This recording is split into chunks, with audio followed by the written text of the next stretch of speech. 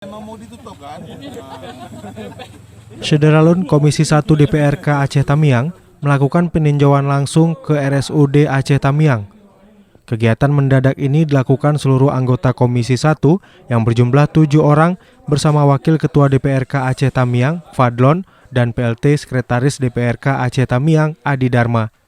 Dalam sidak tersebut, Jayanti Sari, anggota Komisi 1 secara tegas meminta Direktur RSUD Aceh Tamiang, T. Dedi Syah, menertibkan oknum dokter yang melakukan diagnosa melebihi kondisi pasien dengan harapan mendapat klaim BPJS. Tudingan ini langsung disanggah Ketua Komite Medik RSUD Aceh Tamiang, Andika, yang mengatakan ada beberapa hal yang perlu diluruskan berhubungan dengan dokter spesialis. Andika menjelaskan pola tarif yang ditetapkan BPJS jauh di bawah standar.